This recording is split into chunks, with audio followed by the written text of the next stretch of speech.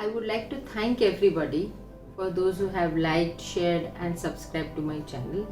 आपने ये जो अपना इंटरेस्ट दिखाया मेरे चैनल्स में is a great motivation to me and I am very grateful to all my friends who have subscribed my channel. अब आज जो टॉपिक मैं डिस्कस करने जा रही थी, it is again something which is very very useful या important in our daily life.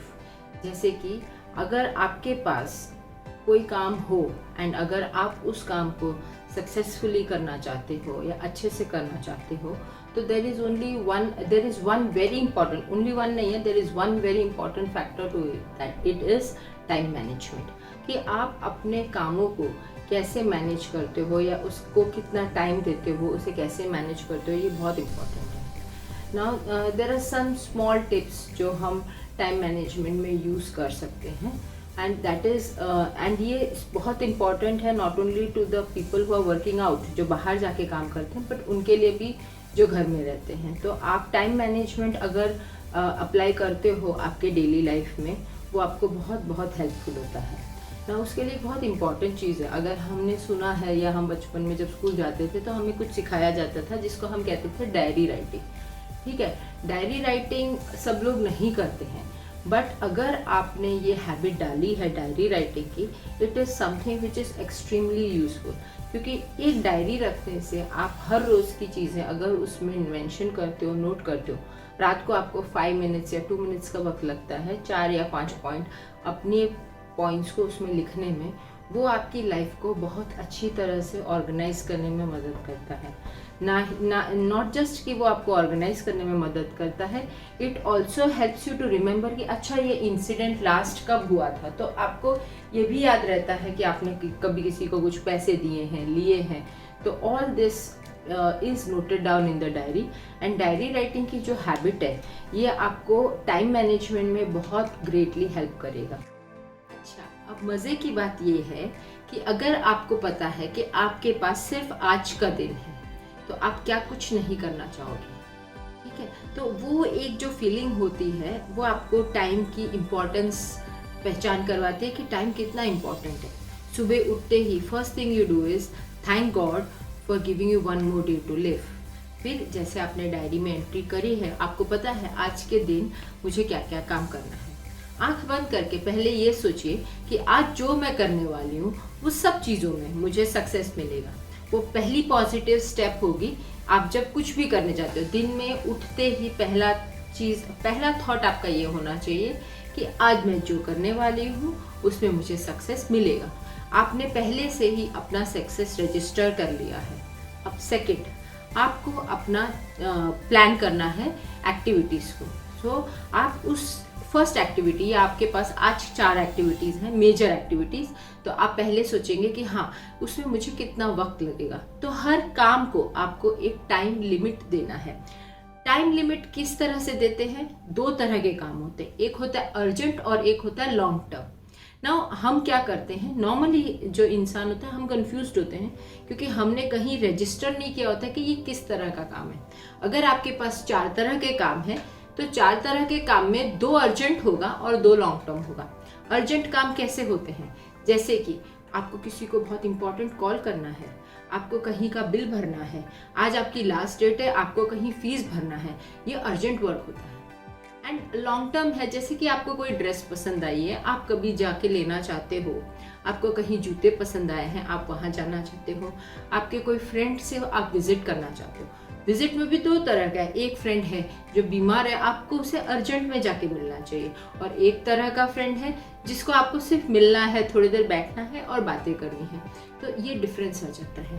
तो जैसे ही आप वर्क को प्लान करते हो, फर्स्ट थिंग इज आप उसको 2 कैटेगरीज में डालो, अर्जेंट एंड लॉन्ग टर्म। ना अगर आप अर्जेंट वर्क है तो फिर आपका सेकेंड स्टेप है, वर्क को आपने कैटेगरी दे दिया, उसके बाद आपका सेकेंड स्टेप है कि आप उसको कैसे कंप्लीट करते हो। हर काम हम खुद नहीं कर सकते। अगर आप वर्किंग हो और ऑफिस में आपके पास 50 काम होंगे, तो 50 के 50 काम आप नहीं कर सकते। तो you have to learn to delegate, घर पे भी और ऑफिस में भी।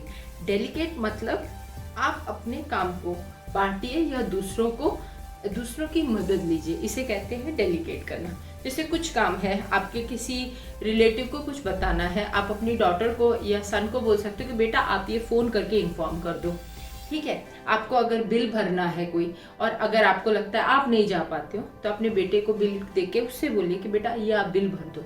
तो ऐसे काफ़ी काम तो आप डेलीगेट करके ख़त्म कर सकते हो। एंड कुछ काम ऐसा पर्टिकुलर है, जैसे आपकी अपनी फ्रेंड बीमार है, तो वहाँ पे आप अपना बेटा बेटी भेजेंगे तो वो काम नहीं होगा। देयर आपको जाना है, then that is your work. या आपको अपने बेटे के लिए या बेटी के लिए कुछ स्पेशल बनाना है, तो वो आप किसी को डेलीगेट नहीं कर सकते हो, वो स्पेशली आपको बनाना है। तो ये इस तरह से काम, तो फर्स्ट आप अर्जेंट एंड लॉन्ग टर्म देखेंगे। अब जैसे अर्जेंट है तो उसको इमीडिएटली डेलीगेट करिए, और जो अर्जेंट में जो आपको करना है वो खुद खत्म करिए। उसी तरह लॉन्ग टर्म में आपको धीरे धीरे डायरी पे लॉन्ग टर्म वर्क को आपको एक एक पूरा करना है। जैसे आपको कल परसों नरसों तो करने के बाद आपको सिर्फ डायरी में उसे टिक करना है। सो डायरी के आपके 2 पार्ट्स होंगे, urgent work for today and long term. जो लॉन्ग टर्म आपका पूरा हो जाता है उसको आप क्रॉस करिए, और अगले दिन के पेज पे आपको लॉन्ग टर्म में दोबारा वो लिखना नहीं है, आपके नए टारगेट्स बनेंगे। और आपने जब कोई चीज़ को प्लान करी है, जैसे कि कल आपको भाजी पाव बनाना है या पानी पूरी बनाना है, तो अगर आपने आज प्लान करा है, कल आपके पास पानी पूरी का पानी और भाजी वो आज आप मंगाओगे, पाव आज मंगा के रखोगे, तो कल आपका भाजी पाव टाइम भी कम लेगा, प्लानिंग भी बेटर होगा, और आप कोई इंग्रेडिएंट मिस नहीं करोगे। तो जो हम भागते हैं या जब परेशान होते हैं, जब हमको कोई चीज़ बनानी होती है या कोई काम करना होता है, वो इसीलिए होता है क्योंकि हमारे जो बेसिक्स उसकी रिक्वायरमेंट है वो पूरी नहीं होती है। तो इस तरह से हम टाइम को या अपने दिन को मैनेज कर सकते हैं जब आप वर्क को डिवाइड करें।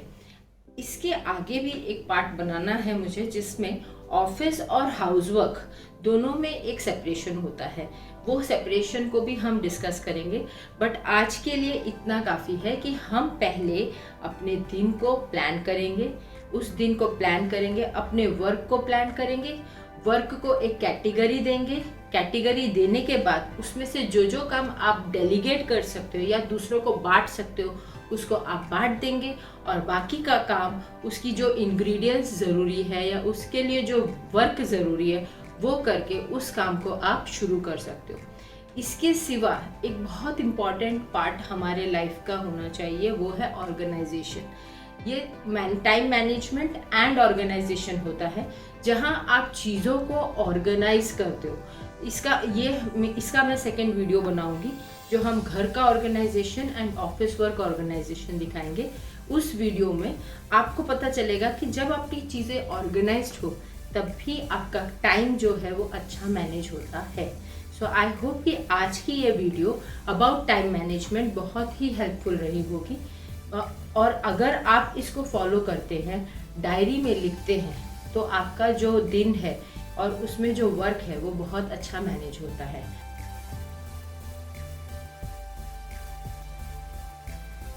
So the tip for the day is कि आपके पास एक बहुत प्यारी सी डायरी आती है साल के बिगिनिंग में।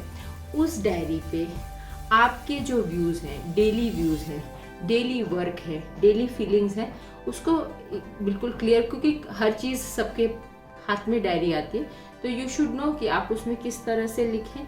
आपका अपना लैंग्वेज होना चाहिए, आपको कुछ कोडेड लिखना है, आपको कोडेड लिखना आना चाहिए। सो आपको एक डायरी मेंटेन करना है, that is the tip of the day which keeps your work and time organized. So all those people who have encouraged me with their likes, views, I'm very happy and very grateful to all of you.